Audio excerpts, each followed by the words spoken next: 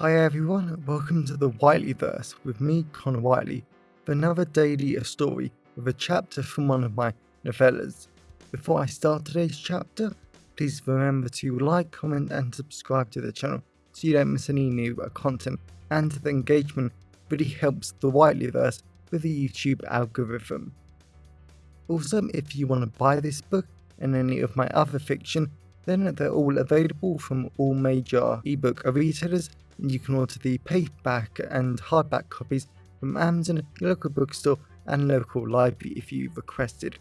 Also, if you want the AI generated audiobook, then you can get it from selected audiobook platforms and library systems like Kobo, Spotify, Barnes & Noble, Google Play, Baker & Taylor, Biblioteca and Overdrive. Now, here's today's chapter. I hope you enjoyed as much as I did writing it. Chapter 2. The 6th of May 2023. Canterbury, England. Aden Grant didn't exactly consider himself a bad person, a bad man or something who enjoyed anything about his father's family business. He saw himself as more of a getting the job done sort of man, and given how his father had fostered him, adopted him and given him everything when his own parents had abandoned him as a child, Aden really didn't see the harm in simply getting a few slightly illegal items for his father. He took a wonderfully cool crystal glass of champagne as the hot male waiter in his very tight black suit came round the immense circular hall the guests had been stuffed into.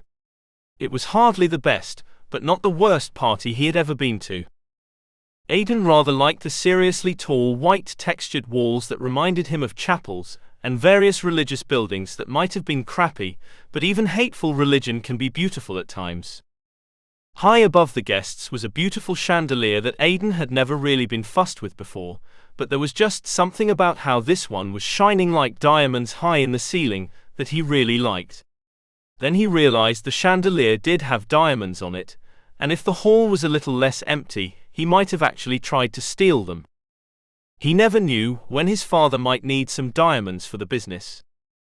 Aden nodded his hellos to a very cute man in a slightly loose-fitting black suit with a blonde beard, brown shoes and a beautiful smile.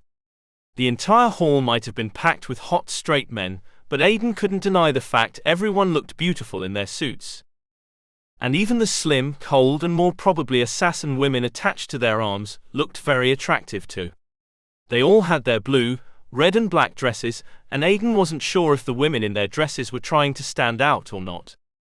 He was definitely going to have to focus on them, because it was only the sexist official government agencies that believed women were weak and stupid. Aden seriously knew from personal experience that women were a lot more dangerous than men when it came to these sorts of events.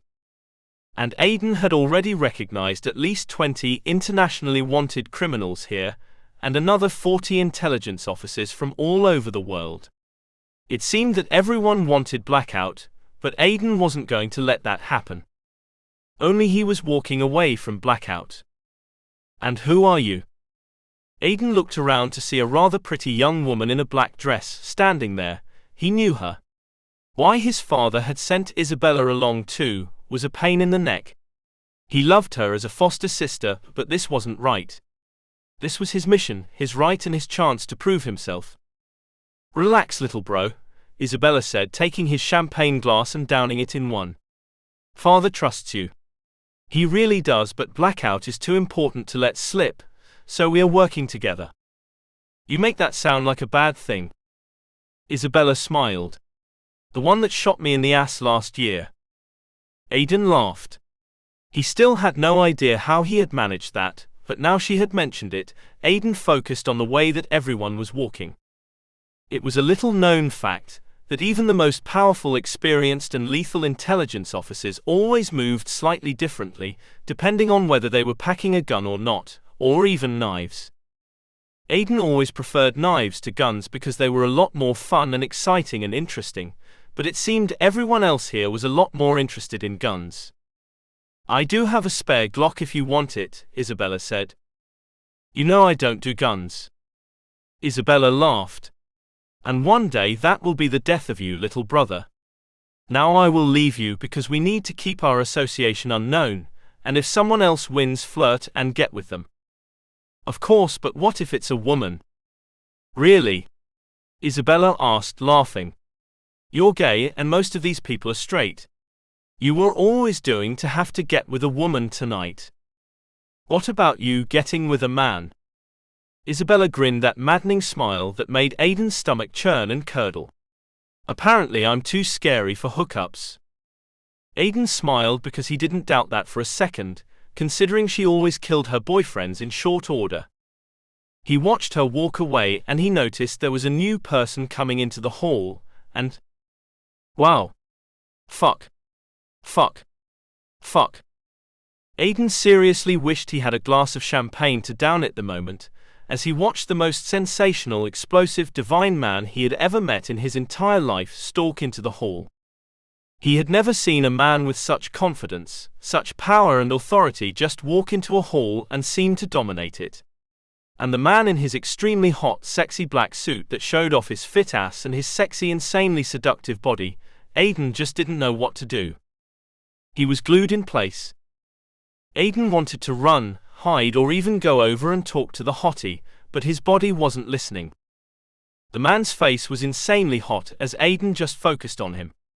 His strong jawline, short brown hair and his lifeful and hopeful eyes were so stunning Aden never wanted to look away. Now Aden just hoped beyond hope that the mere presence of this hottie wasn't going to distract him, because he had to get blackout for his father no matter the cost.